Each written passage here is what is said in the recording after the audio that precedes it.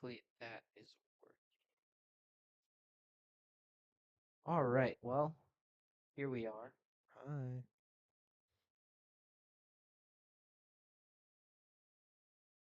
after some technical difficulties, but we'll get rolling here. All right.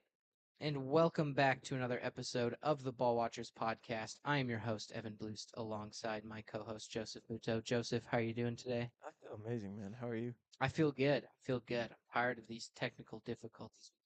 You know, you'd think as part of Gen Z or whatever that we'd know something about computers, but sometimes it feels like not. That's But okay.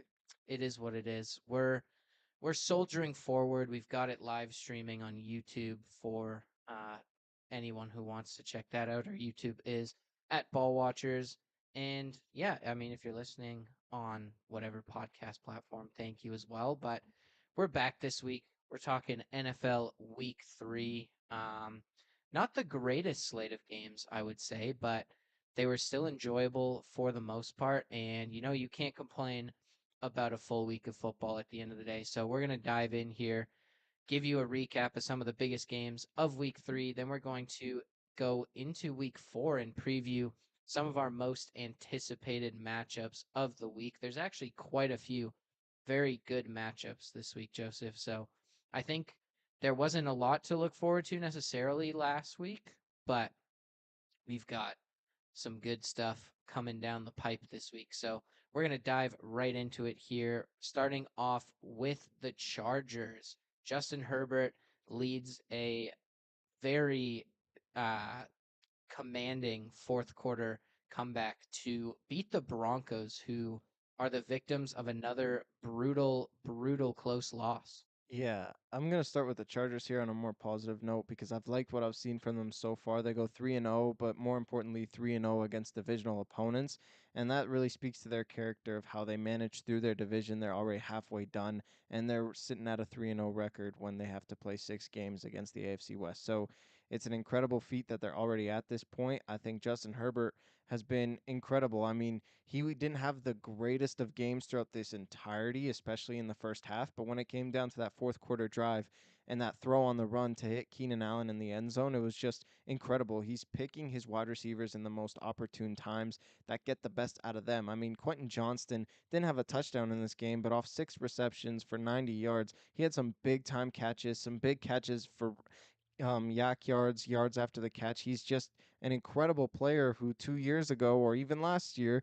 we were writing him off as a complete bust as a first round pick wide receiver. And then you bring in Lad McConkey, who has taken a step back, but he's being used in critical third down situations. And then Keenan Allen is a surefire 6 catches, 70 yards, and a touchdown. That's what he's been putting up the last 3 weeks. So he's using all his tools available to him. Najee Harris goes down in this game, but Omarion Hampton finds the end zone as well. So you start to get him going a little bit.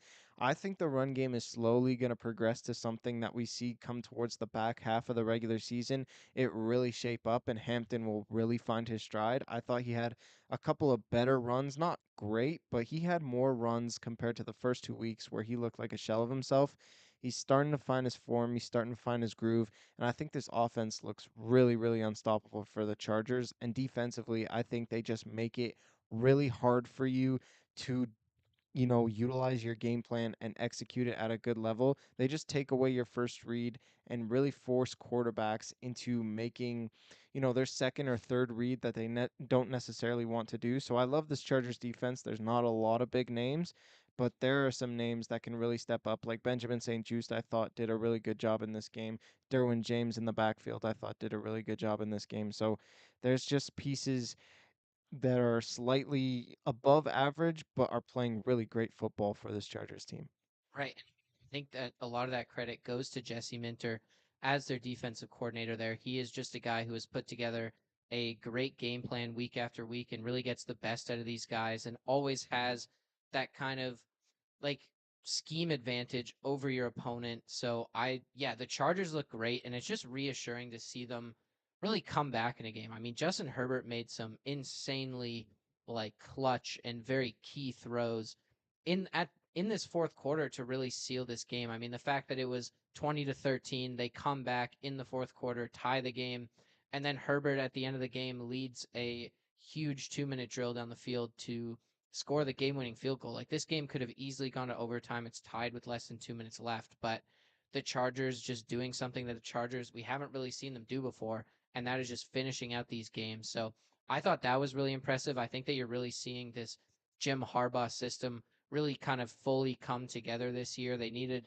kind of a year to work it out, and I mean they made the playoffs last year, but you're seeing it really fully come together this year, and they look great. I mean, just on both sides of the ball, they're able to pass, they're able to run the ball. I think that that's one thing that's a little bit concerning still, but they really got that run game off the ground. And then as for the Broncos, I mean, this is a huge concern. I mean, it's two really close losses to two very good teams. I mean, they lost by 3 points or less to two teams who are currently 3-0. So I don't think you can really knock them too much just because it's really that like game of inches in a lot of ways. But at the same time, there's definitely some concerns with this Broncos team. I don't think the defense has been as dominant as maybe we expected before the season, certainly as much as I expected, which has been a concern. I mean, the Colts really were able to do what they wanted at the end of that game last week. And then this week, same kind of thing. The Chargers were able to march down the field at the end of the game. And I think that's something that you don't expect from a Broncos defense. So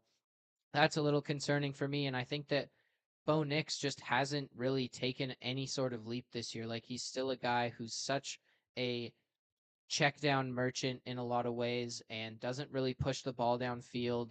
And it's really hurting this Broncos offense. They don't really have any sort of like intermediate passing game. Everything's short, and a lot of these teams have just been able to take away those short passes, and they haven't been connecting downfield. And this offense just isn't working. Yeah, for the Broncos, to me, I don't care that they were in close games. I'm hitting the panic button right away here because I haven't liked what I've seen at all from them throughout the entirety of the season so far. And it all starts with, Sean Payton and what his philosophy is offensively. They cannot run the football. I can't stress that enough. J.K. Dobbins has looked incredible, but in the passing game, and he had an incredible catch for a touchdown where he's just bulldozing through guys, toes in his way into the end zone off the sideline. But outside of that play, the running backs haven't gotten involved at all, and nor have the pass catchers. I mean, there were two plays that Cortland Sutton made, both on fourth down, one of them being that crazy touchdown at the end of the half that were like, okay, the Broncos can build momentum. Outside of that, it's just they have nothing offensively. They can't run the football. RJ Harvey's been a complete miss, in my opinion. And then Bo Nix is just trying to play outside of himself. I kind of like when he's a check down merchant, but to me, it's like he's pushing the ball, into precarious situations where they're throwing it into double coverage, or the cornerback is blanketing a wide receiver, or he's trying to rush for the first down when his legs aren't really utilized. So it's just moments like that where the defense has taken a step back compared to last year, which you don't like to see based off the free agency and the draft capital that they put into it, but it's still at least a top 5 unit right now currently in the NFL. That's still a great defense. And a guy like Justin Herbert, who the first 2 weeks of the season has looked unstoppable, he looked more human in this game because of the Denver's defense. So you like to see that from them, but offensively, they did not do their defense any favors. I thought Sean Payton should have went for it on fourth down. It was 20-13. The Broncos had momentum. Bo Nix runs for it on third and long, is inches short. I know that they're on their own 30-yard line, but if you get that fourth and inches, you seal the game completely. He punts the ball away. Justin Herbert, the next drive, goes for a touchdown. So it's just like moments like that where I don't really like what I'm seeing from the game management or from Bo Nix himself because, yes, he has to do a lot because they can't run the football, but he's just making too many stupid decisions that he didn't make last year that it's time to sound the alarms for me. And I think for me, my issue with the defense is I just think that they haven't been like making plays in these key crucial moments. And I think that that's something that this Broncos team was really going to rely heavily on is you're going to have Bo Nix kind of being a bit of a game manager. You're going to have these like longer, more drawn out offensive drives, and then you need your defense to make plays in key situations. And I just think that's something we haven't really seen from this Broncos defense up until this point this season is they haven't been able to go out there and make crucial plays at crucial times. Like the fact that they like it's one thing to give up the touchdown, but giving up a touchdown and yes, their offense didn't help at all when you go get a three and out immediately and give the ball right back. But at the same time, the defense couldn't even stop them from getting a field goal on that last drive when it's less than 2 minutes left and you could have gone to overtime. So that's a little concerning to me for the defense, but I totally agree. The offense is really where the red flags are.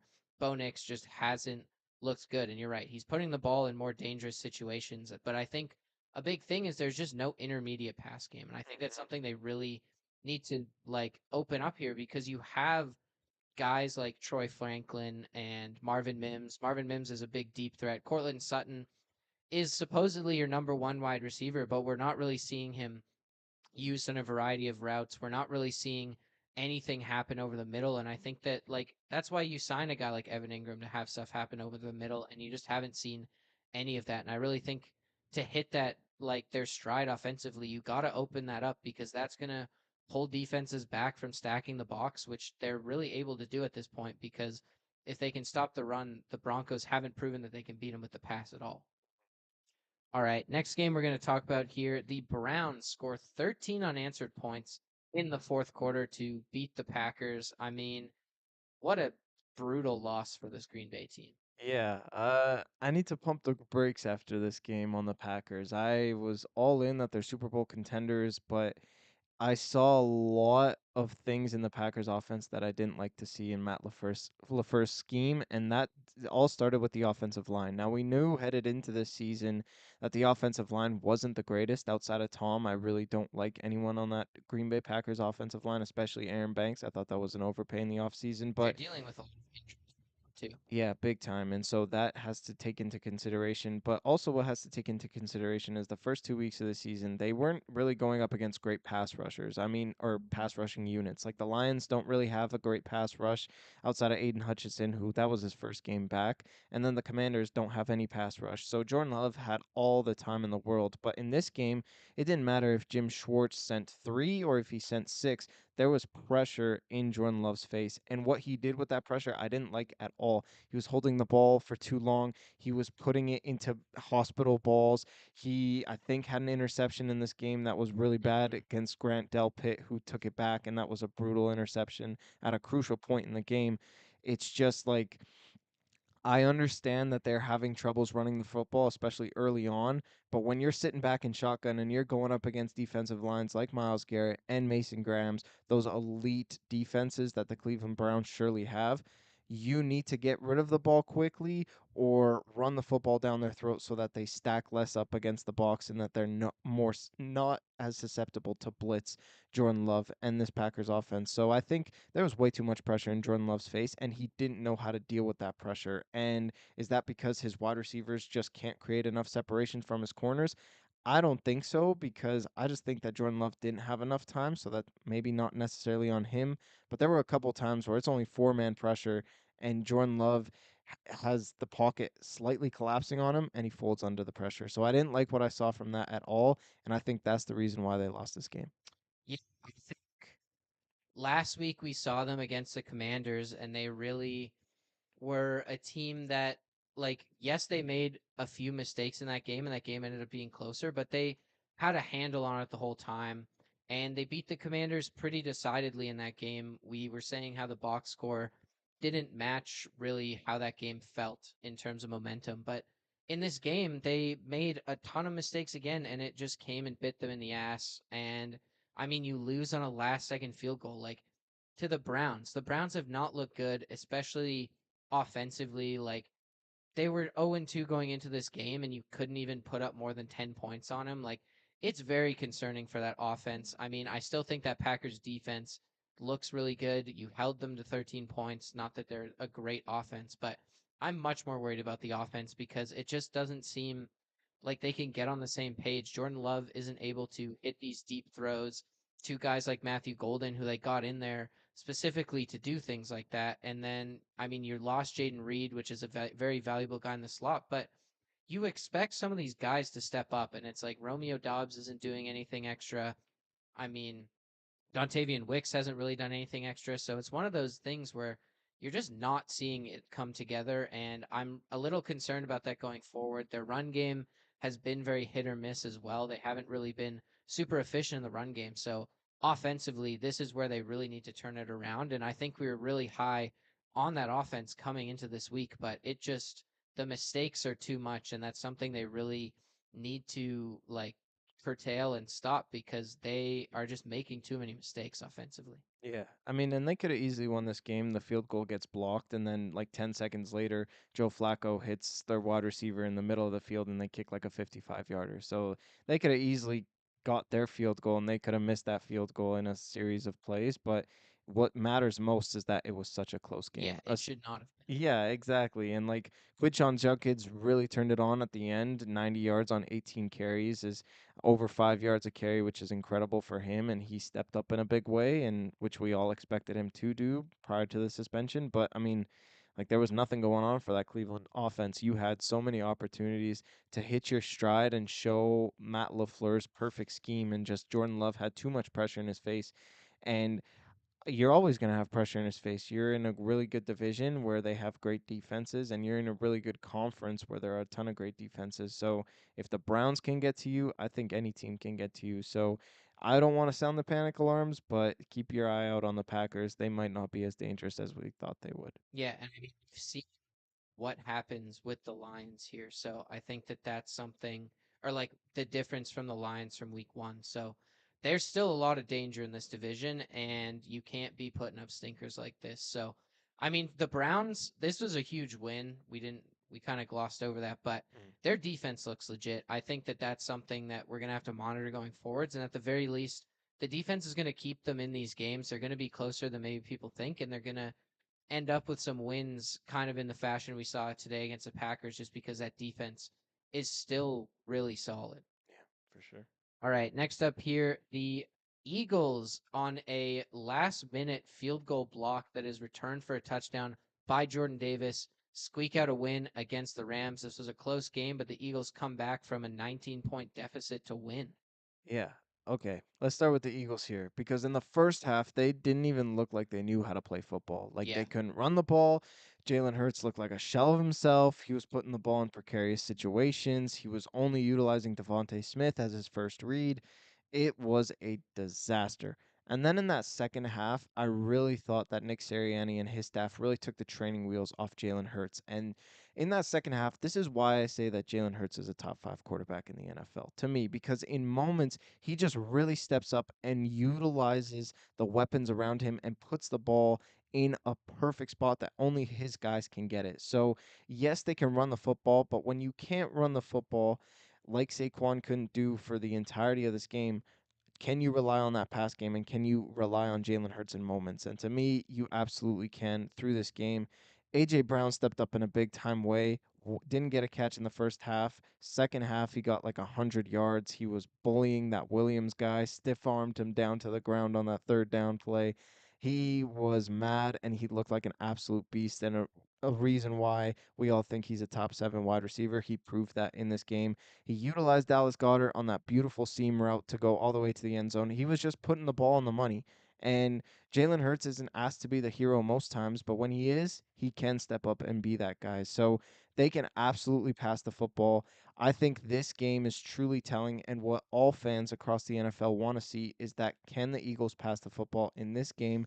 They absolutely proved it a little bit late, yes, but the Rams allowed them to win this game, in my opinion, and Jalen Hurts took full advantage of that with the passing attack. So because they can run and pass the ball on any given day, whatever they want to, this is easily the most dangerous team in the NFL. It's exactly what we wanted to see from this Eagles team. I mean, they ran the ball, or they couldn't run the ball in this game, but we finally see the passing game come on in full display here. I mean, AJ Brown really took over in that second half, and it was the reason they won that game offensively was they were just able to move the ball down the field through the air, which I think was something we were really worried about or I was really worried about at least going into this game because like last week against the Chiefs, they couldn't really move the football in week through the air. In week 1, they couldn't really move the football through the air, but at the same time, they just didn't have to, and they relied on that ground game, and they finally had to move the football through the air, and they did it, and they did it with ease. So I think that's super encouraging for the Eagles. I'm like my concerns have kind of been answered at this point, and I feel like they're going to be super dangerous going forward because every aspect of this team is just on fire at the moment. And then as for the Rams, I mean, this is exactly the same as last year. That offense is as good as any offense in the league, but that defense just It has issues, it has holes, it gives up a lot of points, especially to good offenses, and that's exactly what you saw again in this game. I liked what I saw from the Rams in the defense, especially in that first half. They were creating turnovers. They got a forced fumble on Jalen Hurts. I liked what I saw from them. To me, the reason why they lost this game is because of Sean McVay, not because of the play calling style, because offensively, he's the biggest genius in the entire NFL.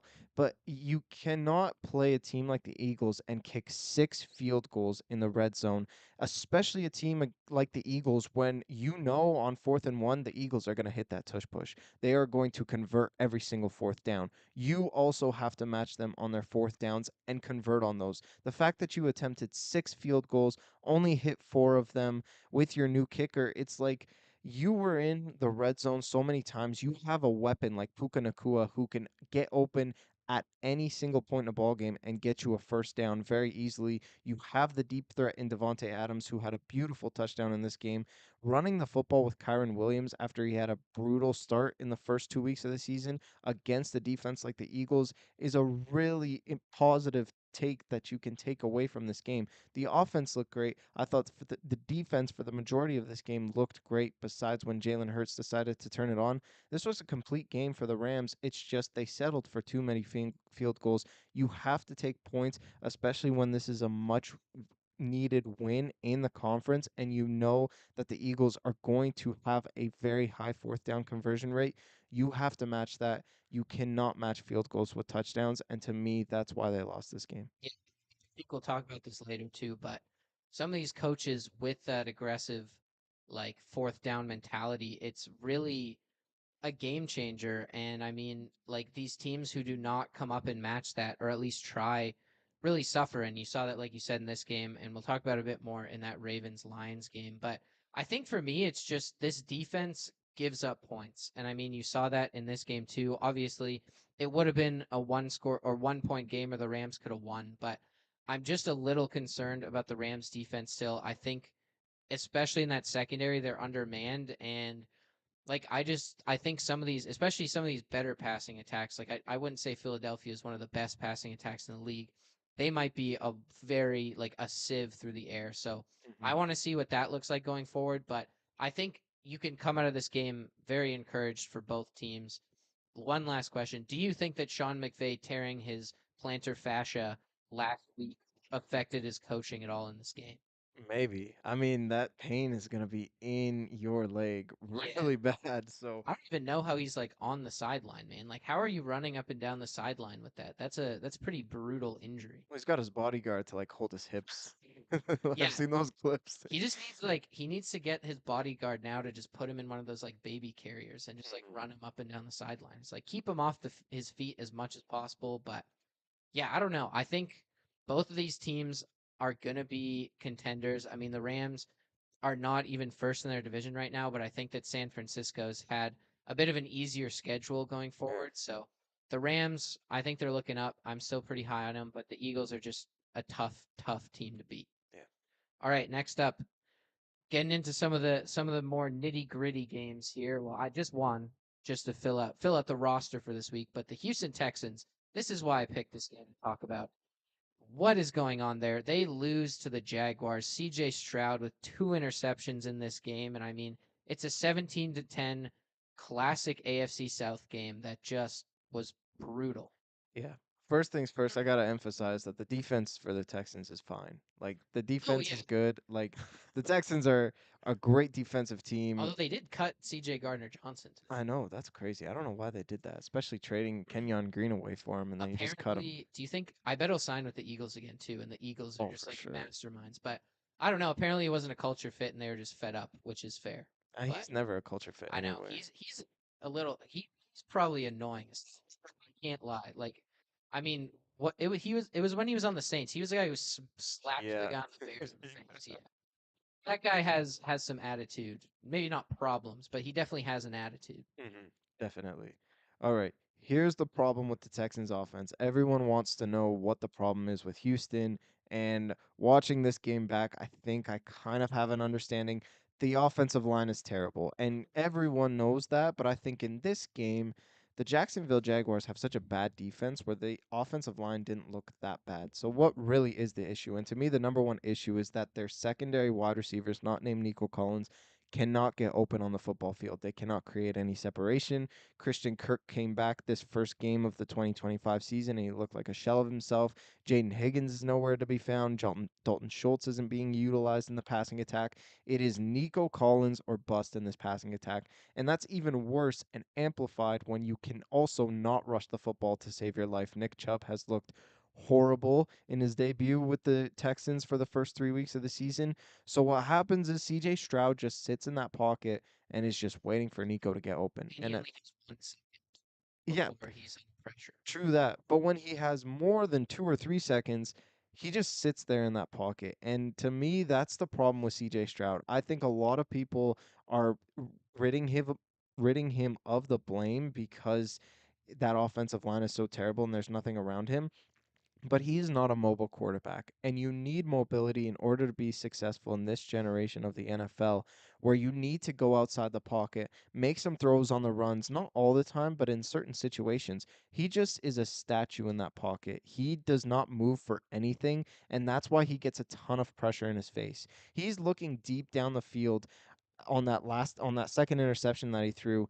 He's sitting there for like 5 or 6 seconds. The ball gets hit as he's releasing the football. It gets tipped and it's a pick, and the game is over. And the Jaguars win 17-10. So it's moments like that where I'm starting to really question Stroud. It's like, are you even aware of what's going on around you? I think he has so much tunnel vision because he's like Nico, Nico, Nico. He had 100 yards again in this game, but no one else is helping out this offense outside of Nico Collins to me. He's an elite wide receiver that CJ Stroud is rightfully utilizing, but as soon as the double team's there, this offense is completely cooked. So I'm not liking what I'm seeing through the progression of CJ Stroud. This offensive line is clearly bad, but I also don't like the fact that CJ Stroud just sits in there and just takes all these hits when he knows this offensive line's bad.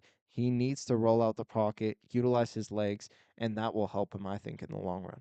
Yeah, I mean, I'm glad you brought it up, Joseph. This was what I wanted to talk about too. I mean, it is massive dysfunction. I just don't get how this has changed so much. I mean, watching CJ Stroud in that rookie season, like you're talking about him being statue in the pocket, like I remember so vividly so many times watching him escape the pocket. Like that offensive line was not good his rookie year either, but escaping the pocket, making throws down the Mm. field, like to wide open guys, and like none of that's happening. Like I just don't understand what has happened to CJ Stroud, what has happened to this offense as a whole. Like they were electric that first year. I mean, there was plays getting hit deep down the field.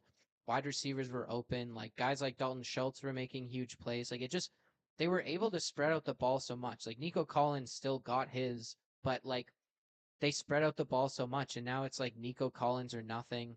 The run game is an absolute disaster. I mean, that's no surprise. I expected that because that offensive line is just so brutal. And even if Stroud's able to like sit in the pocket occasionally, they are not able to create any push off the line of scrimmage in the run game. So they don't have a lot of help in that regard. But it's like, what do you want CJ Stroud to do? I just Mm.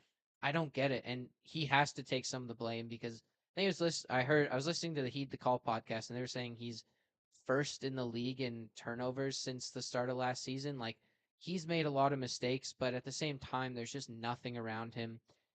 They, I don't get it. They keep hiring these first time offensive coordinators and it's just not working out. And I think that something has to change there because Stroud is just not getting the help he needs or something because he looks like a completely different player. And this offense is the basically an exact opposite of what it was in that rookie season for him. Yeah, it's not a good look, especially being last in your division or tied for last, 0-3. With the way the Colts look right now, it's not good for the Texans. But for the Jaguars, I just want to comment on them.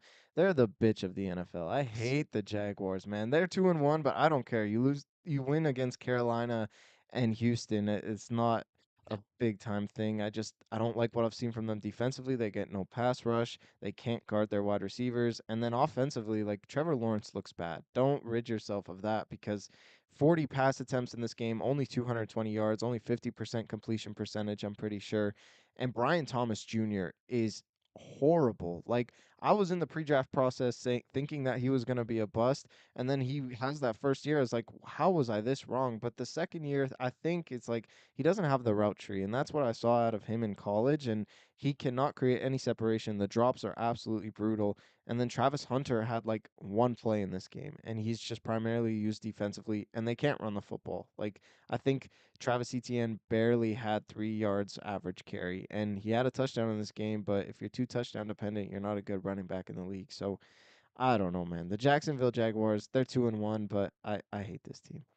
Yeah, no, there's nothing really that reassuring about them. Like, cool, you held the Texans to 10 points. That's not very impressive. And I don't know, their defense is not that good.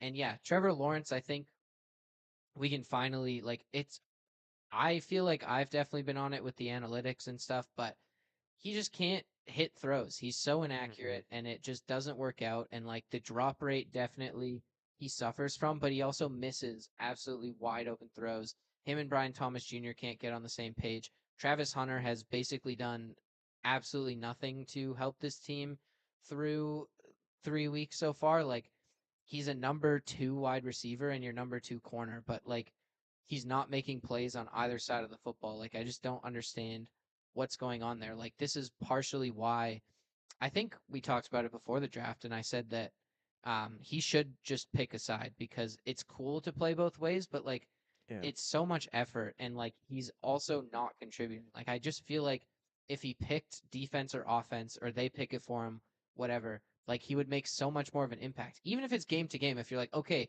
this week on offense, we need you to make Yeah, plays. You're that'd be playing cool. offense this week, but like you just have to play one way because he's not making any plays for this team, and they gave up so much for him, and he's done basically nothing.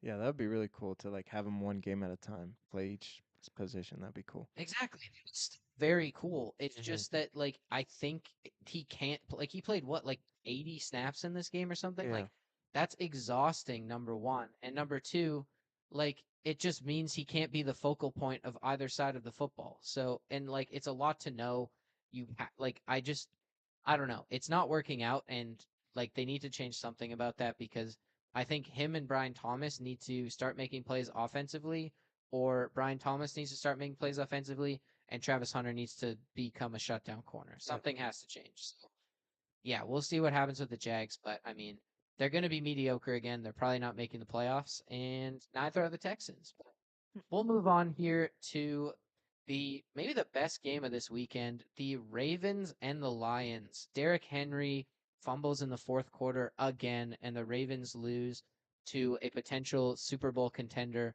again in the first 3 weeks of the season, falling to 1-2. Yeah, I'll give the Lions my flowers a little bit Yeah. later, but for now I need to rant about the Ravens because it is the same thing every single time. And yes, I'm a Steelers fan and I love when the Ravens lose, but as a casual fan, I want to rip my hair out when I see this team because number one, Todd Monken yet again is not getting Derrick Henry the football. This was the primary blemish of the Ravens last year in the regular season. It's creeping up again this season. Before the fumble, only 12 carries. He had an incredible run on that third down and one conversion for a touchdown. Incredible run by Derrick Henry. After that, he wasn't utilized. This was a close game throughout the entire stretch. The Lions were beautiful at running the football. You can go pound for pound with the Lions. Instead, Lamar Jackson in the second half, great in the first half. Second half, he looked absolutely brutal. All 7 of those Detroit Lions sacks are on him. I don't care what anyone says.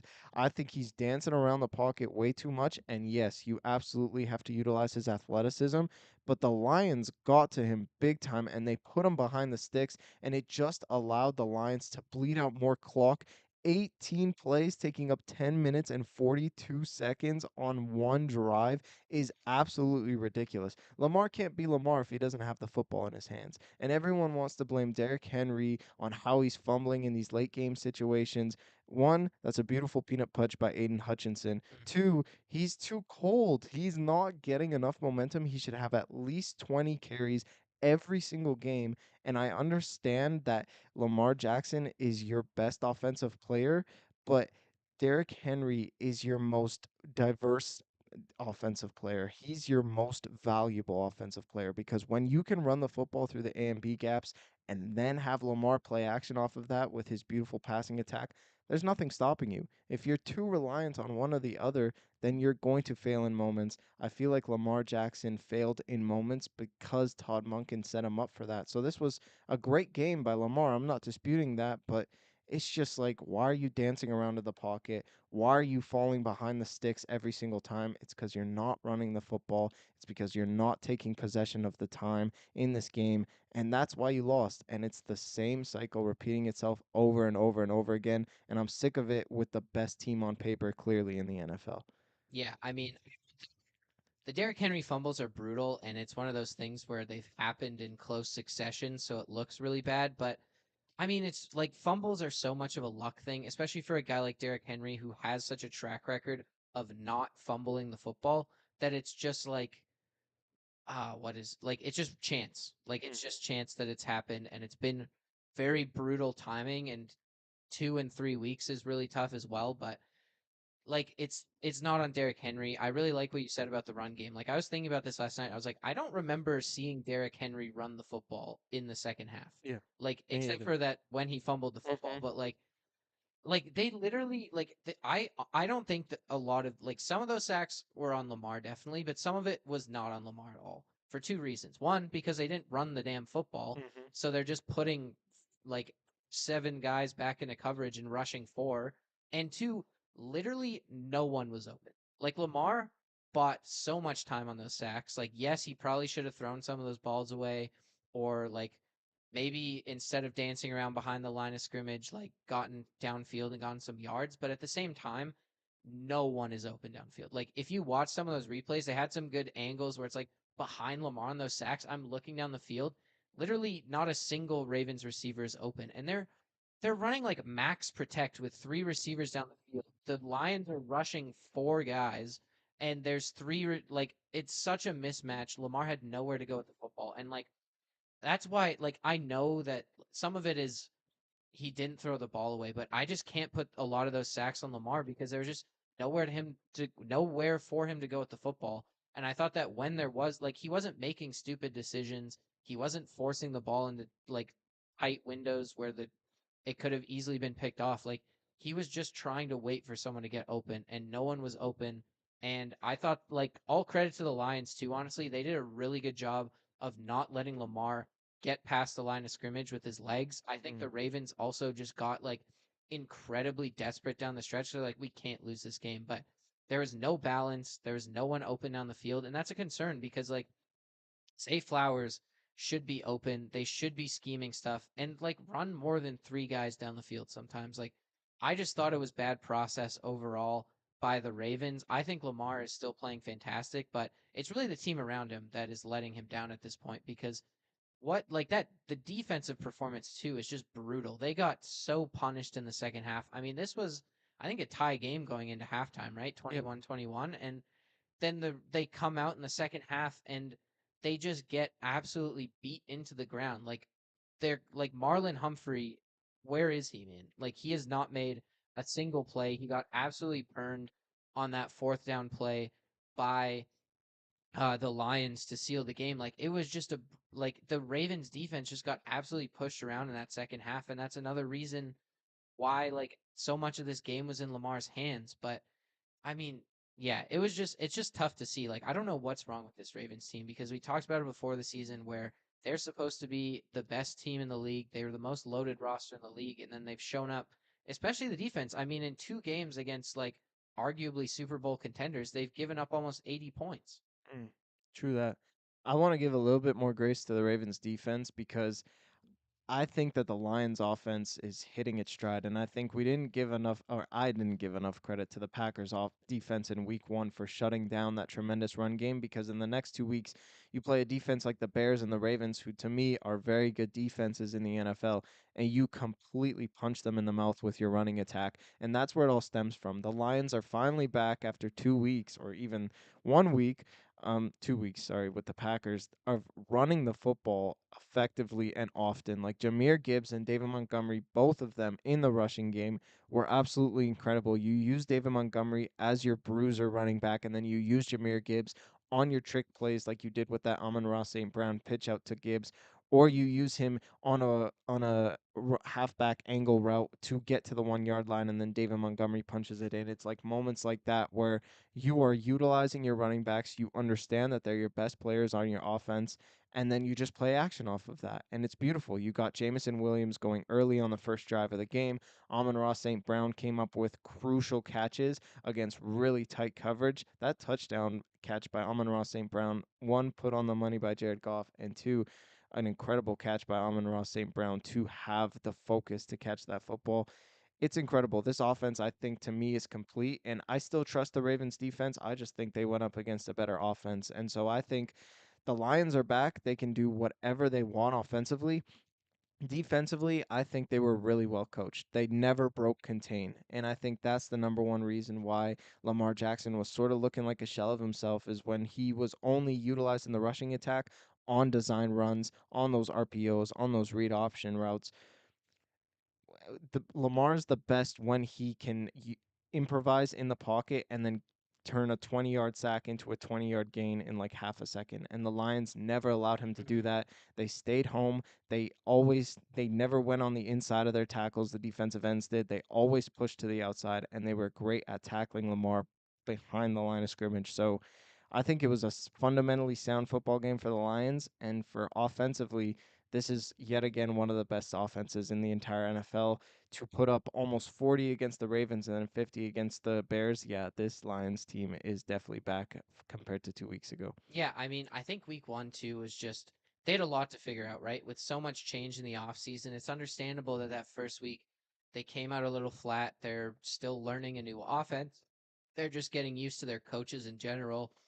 Aiden Hutchinson's first game back from a broken femur, or sorry, fibula, there was a lot that the Lions had to recover from, and it took them a week. But yeah, like you said, they crushed the Bears, and then in this game, they just did whatever they wanted, and like on both sides of the ball, yeah, I love what you said about the defense. It was just so impressive to see them keep Lamar essentially in the pocket as much as you can, but he just wasn't able to scramble for first downs in situations at all. And then offensively, I want to go back to that. Like we were talking about those fourth down decision making. Like Dan Campbell goes for it on fourth down on their side of the field with like a minute and a half or a minute left in the game or whatever. And I mean, everyone thinks it's a run. The Ravens sell out for the run, and Amon-Ra St. Brown's open. Jared Goff puts it right on the money for him, and they seal the game. So I think that it was just one of those things where, and then on the other side, the Ravens are down, I think, 10 at that point, or 2 scores, or maybe it's only 1 score, but they decide 4th and 9 in their own zone. Like it's a long fourth down, but Derrick Henry just fumbled the football. You were able to get the ball back. You need points, and you don't go for it. Like I think that was a crucial situation where they should have gone for that. Like I get it's on their end of the field, but at that point it's make or break. If you punt that ball away, you're basically saying goodbye to the game anyways. Or if you get that fourth down, you're still alive, you're still in the game. So I thought that that's one of those things too where they didn't match like the stones on Dan Campbell there, and it lost them the game ultimately. Yeah, exactly. If you know that Dan Campbell is like prone to go for fourth down and convert at a really high rate, which he's done throughout his entire coaching career, you have to match it. Just like I said with Sean McVay versus the Eagles, John Harbaugh had to match it. He didn't. And I mean, I think those decisions were a little less catastrophic than the game against the Rams and the Eagles, but it still played a big factor where you could either tie the game and instead you only are down by 4 points instead of seven. What's the difference? You have to get a touchdown anyways. Like, Yeah, just go for it. So I don't know. It's about picking your moments, but more so it's about knowing your opponent. If you know that Dan Camp and you're seeing it on the field, if you know Dan Campbell just went for it, he converted it, you also have to match that as your team. And you have one of the best running backs in the entire NFL that no one can tackle. There's no excuse not to do it. exactly. All right. Well, that was a lot, Joseph. We talked about that game for a while, but we're going to move on here to week 4, starting off with Thursday night football. The Cardinals play the Seahawks, Joseph. Yeah, give me your Seahawks. I haven't liked what I've seen from the Cardinals specifically in their secondary, and I think that's where Sam Darnold is going to feast off of this game. I think, Jonathan Gannon is going to completely sell out on stopping the run because that's what he's known to do with his defenses, and I think it's going to leave the susceptible secondary open. And for those reasons, I think JSN's going to go off. I think Torrey Horton's going to go off, who had another touchdown against the Saints last week. Two. Two touchdowns. Look at you. One of them's a punt return. Oh, okay, true that. Yeah, Sam Darnold looks good. I think he's going up against kind of weaker competition over the last couple of weeks here, but I like the Seahawks in this matchup. I didn't like what I saw from the Cardinals, especially against the 49ers defense who is prone to injury, which we saw with Nick Bosa and kind of depleted with between injuries in the offseason. So they didn't look great. I think Seattle has a much better defense, and I think they're going to completely shut down Murray. Yeah. I mean, I think the Seahawks really found their stride. I know it was against the Saints, but they've looked better and better offensively through these last 3 weeks. Week 1 was really rough. Week 2 was kind of a tale of two halves, and then week 3 they just put it all together and absolutely boat raced the Saints in this game. And I think that they're not probably not going to boat race the Cardinals, but I think they're going to do pretty good. The Cardinals are definitely shorthanded, like you said, in that secondary. They're dealing with a lot of injuries, and then James Conner is out for the season, which is really rough for the Cardinals. And I just have hated what I've seen from Kyler Murray this season. He is so indecisive with the football. He cannot, like, he's just not consistently accurate. And I think he's just holding onto the ball and dancing around in the backfield, not throwing the ball. Like, Trey McBride's open down there somewhere. Marvin Harrison's probably open down there somewhere. And I mean, the chemistry with Marvin Harrison's rough. They're not able to connect. Marvin Harrison had some bad drops, but at the same time, I just really, yeah, this Cardinals offense doesn't look good to me. And I think Seattle has looked really, really good defensively. I think they're going to have some huge turnovers in this game. And I think that this offense is just going to do what it needs to do. They're going to run the football. They've been doing that a lot better recently. And then Sam Darnold's just going to make throws when he needs to make throws, and they're going to go cruise to a victory. Oh yeah. All right. Next up here, we've got the Eagles versus the Bucks. Just I'm taking the Eagles. I think this is going to be a lot closer of a game than people anticipate, but knowing what I've seen from last week, I think Jalen Hurts can't really go pound for pound with Baker Mayfield. But I mean, outside of Ekbuka, Baker's not really throwing the football to anyone else. Mike Evans is going to be out 2 to 3 weeks against that game with the Jets. He gets apparently hurt. Godwin might be back, but That's a big maybe, bro. I don't know why. I think Todd Bowles is just putting it in his back pocket. It's like, oh, we might probably. play him, and then he's Also, not will gonna. Godwin might be like half as fast as he was before that. Like that was Oh yeah, brutal. definitely. Definitely. I don't think he'll be half the wide receiver he was. But anyways, I think that Jalen Hurts, with the better weapons that they have compared to the Buccaneers, can go pound for pound with Baker Mayfield and that ridiculous passing attack. I love what I've seen from the Buccaneers so far, and I think Baker can throw the football to anybody. But at the same time, the Eagles have a much better defense. They have a much better rushing attack.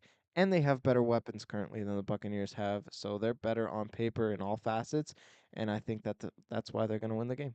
Yeah, I've got the Eagles too. I think the Bucks, they're 3-0, but they're not a convincing 3-0 like some of these other 3-0 teams in my opinion. I mean, they barely beat the Jets last this past week. They barely beat the Texans last week. Even week 1 against the Falcons, they barely won. Like they have been just been playing incredibly close games, and I think the Eagles are just significantly better than anyone they've played yet this year. So I think the Eagles are going to win. It might not. I do think it'll be a close game, just because I do think the Bucks are incredibly functional and they're just a good team who plays close games. But I just think the Eagles are better. They've got things more figured out, and those injuries at receiver are really going to become an issue in this game, but against a really really tough secondary because Quinion Mitchell on Egbuka, I give the matchup to Mitchell, and then I don't know where Mayfield's really going to be able to go with the football. So I think that they're really going to have to establish the run if they want a chance to win. But I just think the Eagles are going to be able to overwhelm them by the end of this game and get the victory. All right, next up here, we've got the Colts versus the Rams. Give me the Colts. This one Your hurt me Colts, really man. bad. My Rams too. I I didn't know. know what to do, but I picked the Colts. I'm riding the momentum. I'm gonna pick them until they're not 17-0, which they won't be. But I like the Rams better in this matchup at home. but I just think that the Colts they got the momentum on their Yeah, hands. I think that they're Jonathan Taylor, unstoppable. yeah, Jonathan Taylor to me is going to be the best running back in the 2025 season. He's looked incredible, and I know it's against the Titans, but I think he can just ride that momentum, and it just makes everything so much easier for Daniel Jones. And he's just going to work the ball deep down the field, just like he's always done. That beautiful throw to Alex Pierce where he steps up in the pocket and throws it right on the money. It's just, oh, it's bathing my eyes in holy water watching Daniel Jones play quarterback. Yeah, It's what beautiful. happened, man? I don't know what happened, man. It's just the Giants are that cursed. How did Shane Holy, Steichen? I have no idea, but it's looking really good, and I think that defense is really scary. So I want to pick the Rams. I'm not gonna lie, I think this is a better matchup for them, but I'm taking the Colts because they're my pet team, and I'm really excited that I kind of was right in the offseason. So I'm gonna keep going with Joseph, the I like Colts. it. Stick to your guns here, man. It's way Hmm. more fun to be on the Colts bandwagon than the Rams. Like, it's much more of an empty bandwagon, I feel like, Yeah. for the Colts. But I've got the Rams. I just think that the Colts, while they did play the Broncos, they also played the Dolphins and the Titans. So I think this is truly their first huge matchup. And while I think that Daniel Jones's level of quarterback play is sustainable, honestly, like the way he's been playing has not been luck. He's been really smart with the football. I think Steichen has just utilized him perfectly. That run game is solid. I think this is just going to be an absolute shootout, and I trust Stafford a lot more in just an absolute like display of offense here. And I think that the Rams offense is just going to completely overpower this Colts defense. They can score at will, in my opinion. And I think that it's just going to be tough for the Colts. And Daniel Jones is nowhere near the level of Matthew Stafford as a quarterback. So I think it just comes down to the fact that Stafford is that Hall of Fame level guy. And it's just going to be an absolute gun show here. And Stafford's going to come out with the victory. All right, next game here, we've got the Ravens versus the Chiefs. I'm taking the Chiefs, Oh, man. Joseph. I know, but I just hate the Ravens this year, and not because they do anything wrong, but it's because they're not winning these football games, and it makes me upset. And I know the Chiefs look terrible against the Giants, but they're at home in Arrowhead. Lamar has such a terrible record against Patrick Mahomes that I'm going off history, and that's why I'm taking the Chiefs. I think defensively, they can get to Lamar Jackson, really disrupt his timing, not break contain, not allow him to get outside of the pocket and use his rushing ability. As long as Todd Monken's the offensive coordinator, Derrick Henry is going to be a non factor in this game. And for those reasons, I think the Chiefs can keep it close. And we all know how the Ravens have done in close games over the last 3 weeks. And we all know that the Chiefs, although have not been good this year, in prior years have been really good in close games. So I think it'll be close. And I think the Chiefs, with the home field advantage, will ride the momentum Oh my and God, they're go 2 playing to in 2. Kansas City again. Yeah.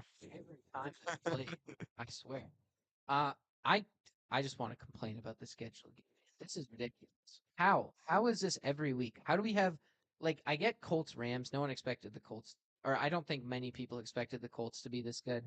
Joseph, you obviously did, but I don't think the schedule makers did. But like Eagles Bucks, that's two playoff teams from last year. How is this not a primetime game?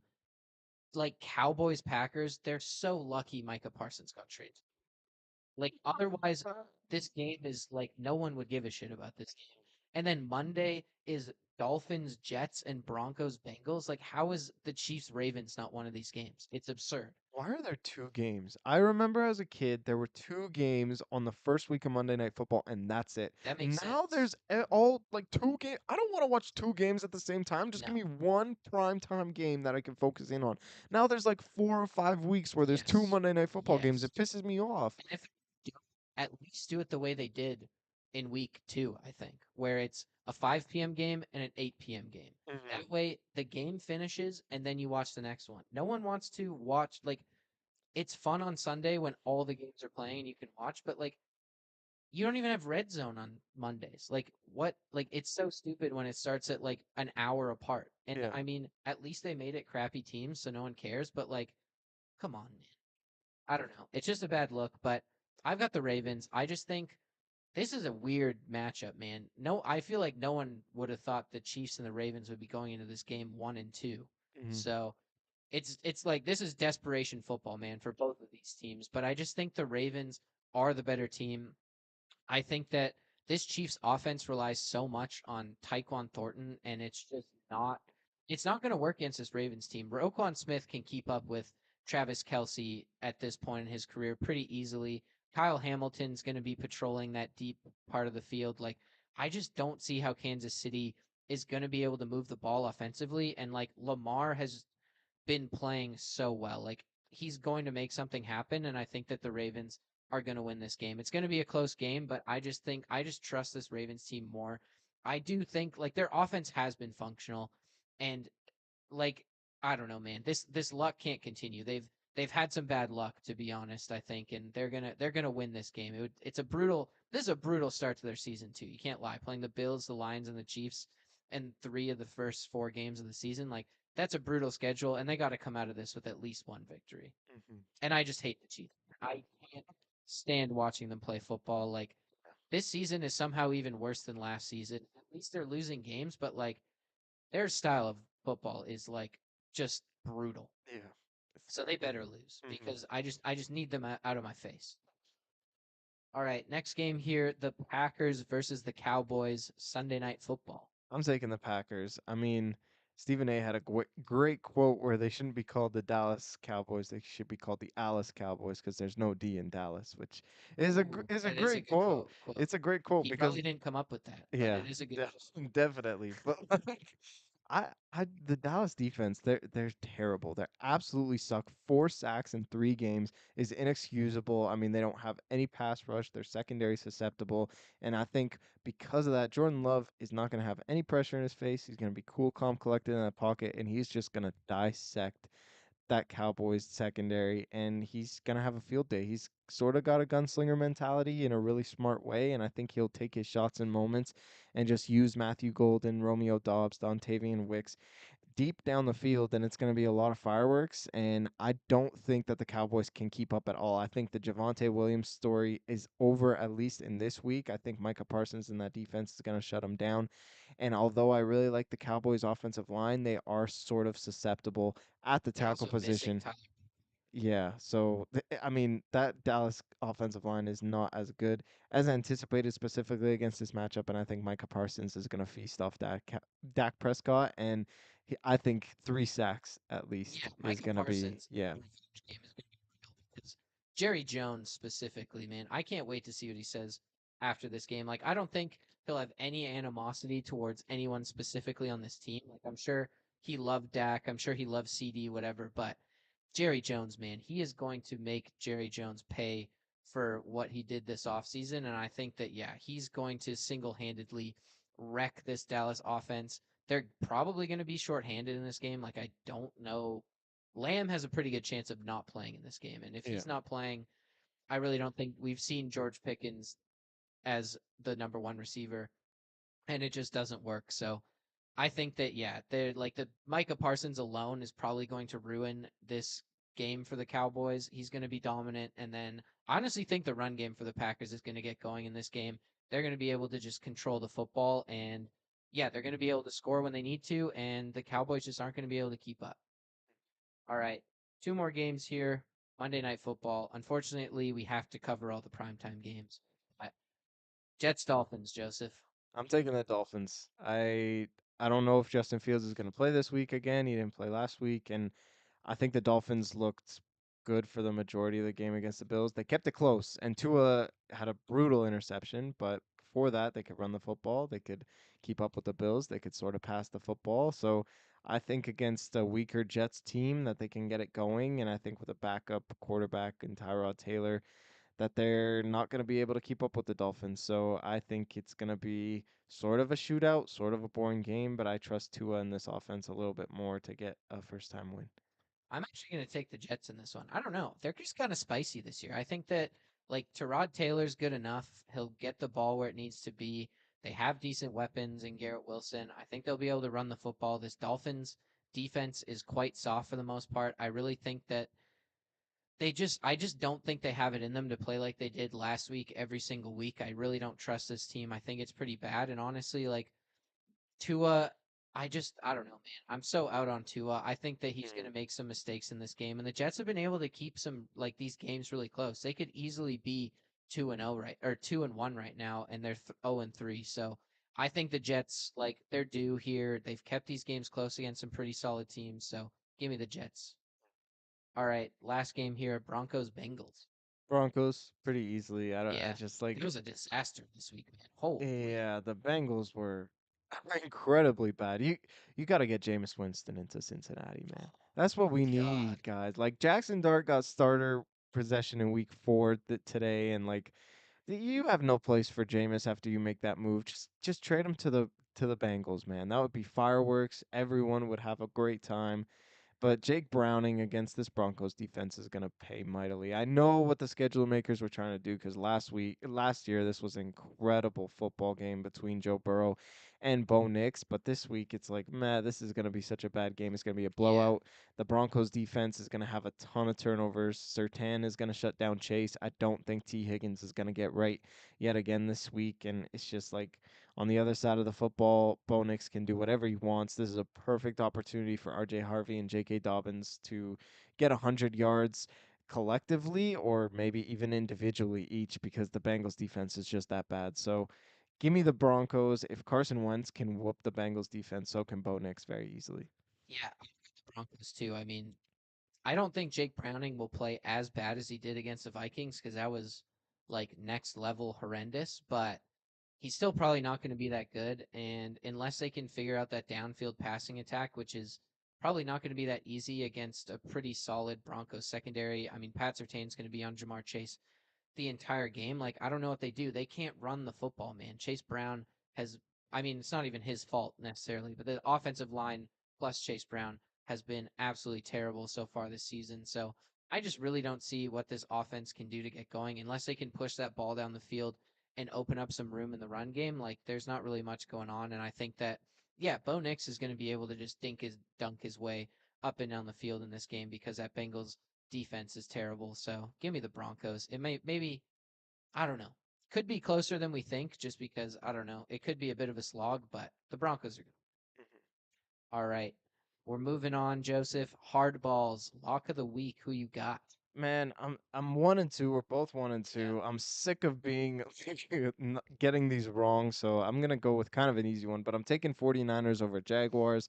I think the 49ers have such an easy schedule, although they are completely depleted with injuries and they Yeah. have such an easy schedule. I've liked what I've seen from Mac Jones. Obviously, it's a very easy system to learn for Mac Jones, but I like him as a quarterback. I think this is yet again a terrible defense that he's going up against. And I think that Kyle Shanahan defensively is going to find a way also to shut down Trevor Lawrence. I hate the Jaguars. I like the 49ers schedule. I like Christian McCaffrey in this matchup. And so I'm taking the 49ers as my lock of the week. Another thing is the Mac Jones revenge game. So we'll Yes. Oh see my how that gosh. factors in. I forgot about that. I'm taking the Colts. They're actually, I just checked, but the 49ers are actually favored to win by less than the Rams are, surprisingly. Wow. Only by a point, but still.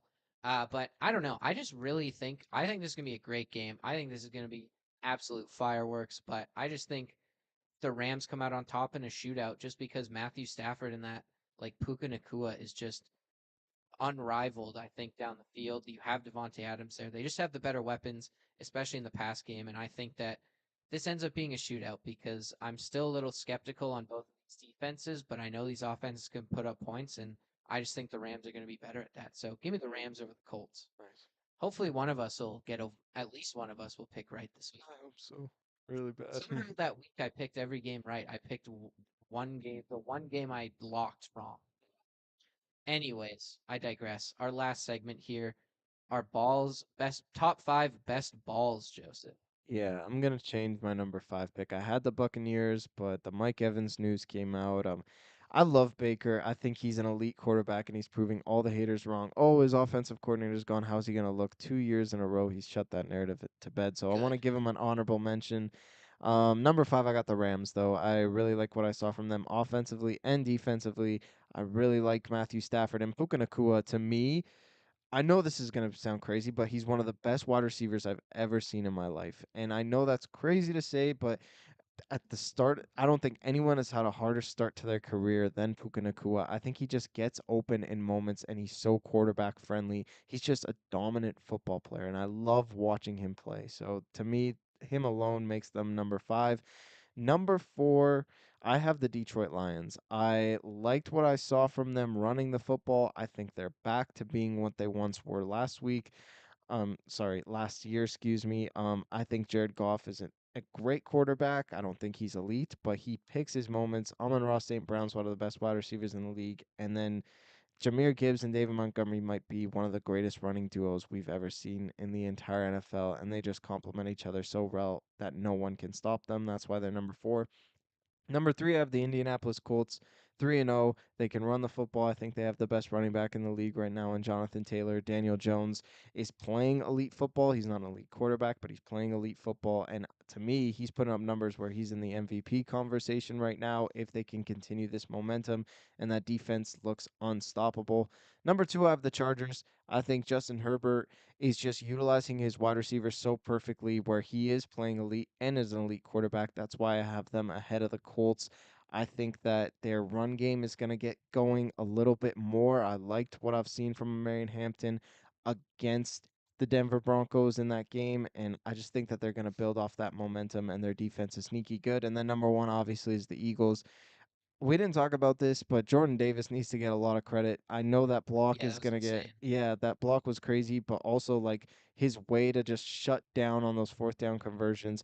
Kyron Williams in those A and B gaps, he just completely blew it up, and I think he just kills any sort of defense, especially with Jalen Carter by his side on that offensive line. The centers can't do absolutely anything, so shout out to him, but they got their passing game right, and I think that they utilized Dallas Goedert, AJ Brown, and Devontae Smith had a crazy fourth down catch to win the football game for them on that touchdown. So that's why they're number 1, and that's my top 5.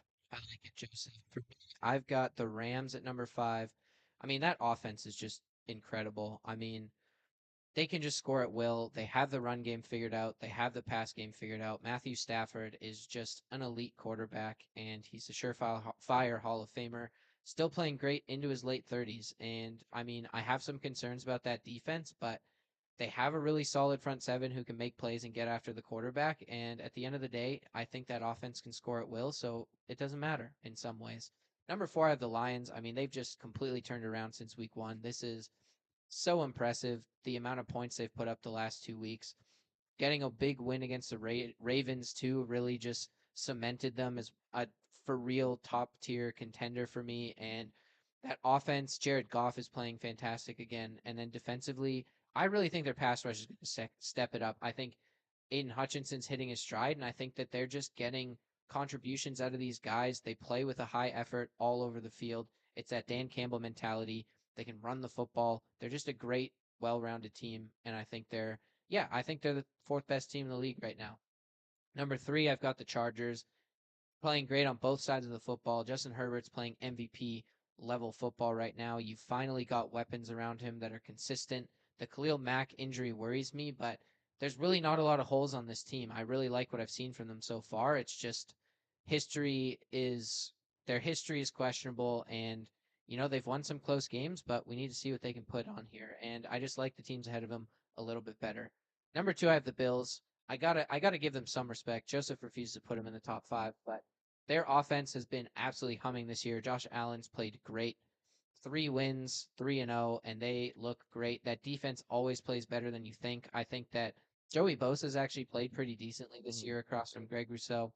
And that front seven's pretty solid. The secondary, I honestly think is improved. Christian Benford is severely underrated, and I think they make plays when they need to. So I really like the Bills still this year, and I think that just their pedigree and their ability to win games, and they've proven that they can win games, puts them a bit ahead of the Chargers for me. And then number 1, the Eagles, no question. They're the best team in football. They're the most well-rounded team in football. I love what you said about that defensive line, Joseph. That's probably the best interior line in the NFL right now, and that's where it all starts. Is they're just so physical in the trenches. They can run the football, they can stop the run, and then like we saw last week, last week they can make plays through the air when they need to, and that was the one question mark we had, and they answered that. So easily the best team in the league right now. I love it, dude. All right. We've been very similar so far this season. I Yeah, feel like our man. top 5 best balls have been more similar than they ever have. So, There's a lot of teams that we could still put on that list I though. know. Like I the mean, the Packers, Colts, we just the went Packers from too. one to like out of there. So Yeah, I would say for me, first two out are the Packers and the Colts. Like the Mm, Packers, it's a tough loss. It was hard to push them out, but I think they're just some teams with some big wins. But Packers and the Colts are first out for me. yeah. Nice. All right. Well, thank you very much for listening. We will be back next week with another episode of the Ball Watchers podcast. Until then, make sure you follow us on social media, Instagram at Ball Watchers Pod, TikTok at Ball Watchers Pod. Joseph cuts up and posts a bunch of clips over there, so make sure you follow, like those posts.